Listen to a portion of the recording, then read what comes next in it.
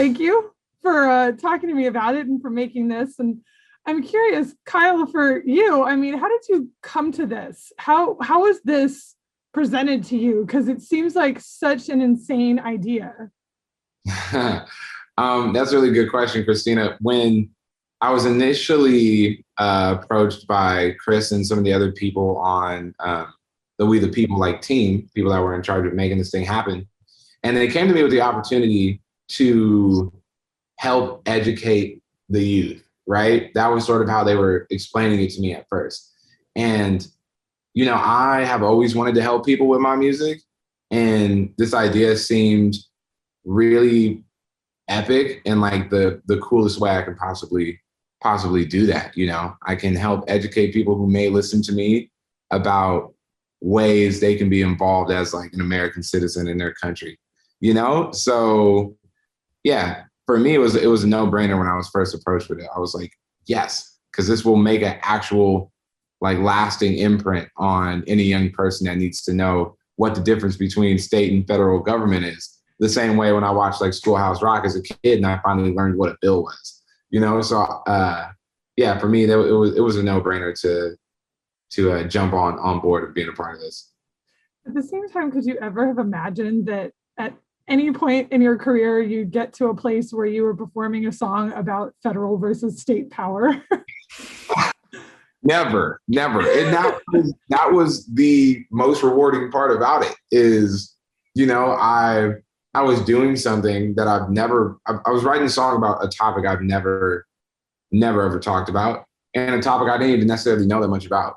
And that right there was the reason to do it. You know, I was like, wow, I don't even know that much about this. So imagine, you know, all the other kids and people out there that also need to be educated. I'm one of them. So if I educate myself and put these lyrics into a song that is hopefully a really catchy and good song, I can blast it out to the world and hopefully a lot of other people will become educated on the topic. Tim, what was this like for you as far as when you got involved with it? Did you know that you would get to do different animation styles? Did you have any idea what song you would be working with in the beginning? Yeah, so I was supervising director across all 10 episodes and then specifically directed this episode with Kyle. And early on when I was brought on the project, they were kind of debating, hey, should these all be different styles or this should be one style? I said, hey, this should be different. We got, you know, if you're going to have somebody doing kind of folk country music like Brandy Carlisle, you're going to have somebody doing show tunes like the Lopez's and Lin-Manuel. You're going to have folks like Kyle and Corday and Janelle Monáe. This is all different kinds of music. And all of those artists are going to be pulling their own style out of the bag, right? So we got to liberate our directors in the same way. And, you know, big part of what we're trying to represent here is the diversity of what America is, right? We're trying to get across the specifics of how our government works, but a lot of that we want to put on screen is like, hey, there's a lot of variety of voices and types of people here in this country. So part of the big piece of that was, let's make sure that stylistically we're always moving around too. This series combines two of my favorite things with music and animation. But Tim, for you, I mean, how challenging is it to approach capturing politics and social change with one song, having 3 minutes of animation? As a director, is that just completely daunting? I mean, the daunting part is working with the Obamas and working with Kyle and working with Janelle Monáe and working with Lin-Manuel. So that's the daunting part. Conveying information, I'm pretty used to. I've done that enough times that I'm like, all right, I can do this.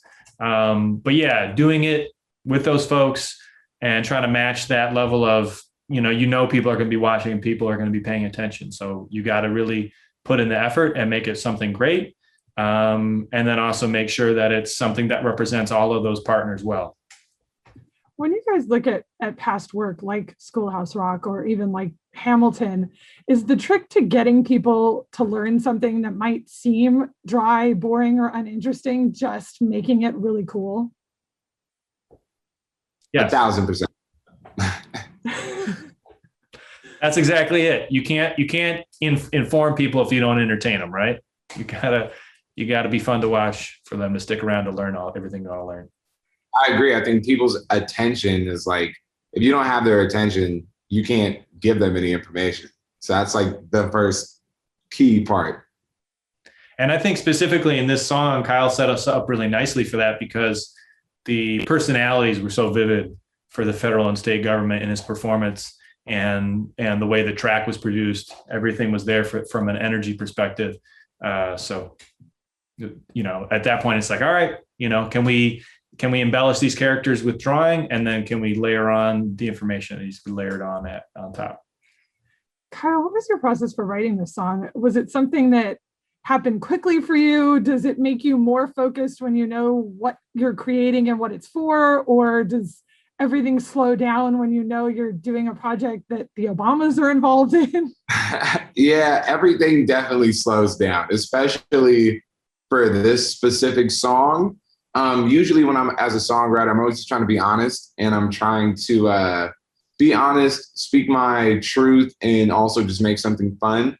And with this one, it was particularly a little more challenging because I had to make sure that what I was saying was like, correct, accurate information, because we're really using this to educate people. So if I'm in there saying things that may or may not be true, then, it kind of defeats the entire purpose of making the record. So yeah, for this thing, slow way down, I'm like, oh my God, okay, Barack and Michelle are going to listen to this. So song better slap, they have good taste in music.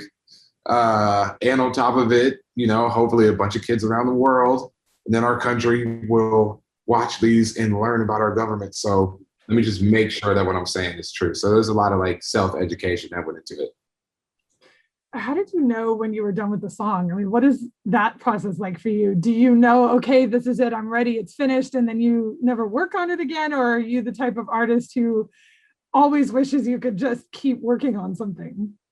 I always wish I can keep working on something, but I knew this was done after I listened to the entire song, and because it was kind of like a give and take of just adding all the information and then adding, really catchy lyrics too. And there was a point where, I think I had a lyric that said, as long as we have our independence to keep all of our individual people protected, it don't matter what state you rest in, deep down, we're still all connected. Let's link up. And I was like, yeah, that's catchy. And it's explaining the story. So that was really what I was aiming for, finding a bunch of lyrics throughout the song that were catchy, attention grabbing, felt good to listen to, but also were speaking to what it means to be, like an individual from California. And we want things to kind of go this way, as opposed to an individual from a state like Utah or something, and they want to live their life a certain way, but we all are like contributing to, the bigger pot of like being one country. So after I could work some lyrics in like that, I was like, okay, I think I'm good with this. Tim, what was it like for you as supervising director on this entire project to see, to hear these songs come in, to see the animation that was being done and everything, to see how it all came together and what this finished product is looking like now?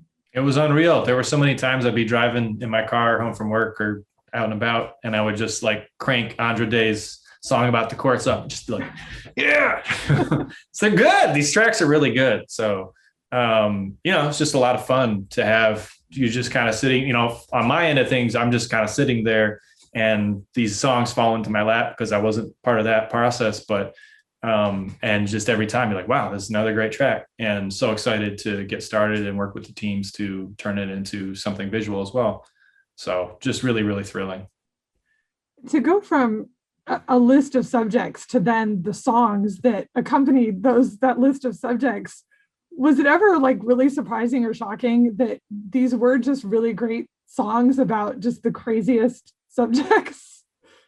Yeah, it is pretty surprising. Yeah, just how great it's, I don't write music, I don't make music, and Chris refers to it as their superpower. I have to agree. I don't, it's not a process I, can carry on myself. So when they're able to take something like federal versus state and make a dope track, or, the balance of powers and make the amazing track that they made for that, like it's really impressive to condense all the information and still have something that has personality and life and that you feel like you could hear on the radio. It takes some doing. I've always been a fan of music my entire life, and there's certain albums that I judge my life as like my life before that album came out and my life after that album came out. Yeah.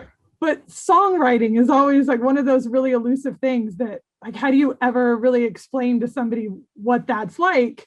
So does that kind of feel like a superpower to you? Yeah, no, definitely. And I got to say, Tim, what you do is a superpower too. Bringing to life the words that we put down in a way that I literally, the characters from Tim's video is how I pictured them in my head. We never talked about it once, you know what I mean? So I just got to say that was a superpower. But I view songwriting as a superpower because you get to, nothing pierces somebody's like actual heart like music. Music goes right into the person that you are and directly makes a change on you right then and there. When you hear a life-changing album, like you said, my life before this album and after, it will change you. It will add something to like your DNA and who you are as a person. So being able to make this song specifically, if this song can hit somebody that same way, but also breaks down the importance of like, our government, to me, that was like, that right there is astonishing. If I pulled that off. And all the other artists on here all made amazing songs. So yeah, it definitely feels like a superpower.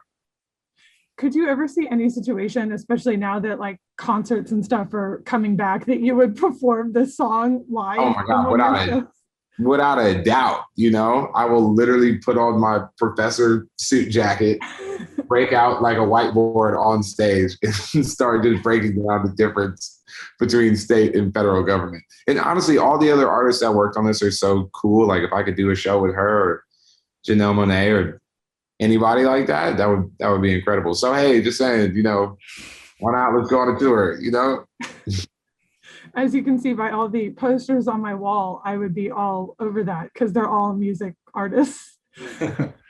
What do you guys hope that, lending your voice to this will do, especially for young people? Do you hope that, not only will they get to hear some catchy tunes and see some great visuals, that maybe they'll actually understand some of this stuff in a way that they didn't before? Yeah, I hope that more and more people get engaged in the political process, because I really believe that the political process, that our democracy benefits from everybody being involved. And that's everything from voting, running from office, to volunteering and serving in your community. And a big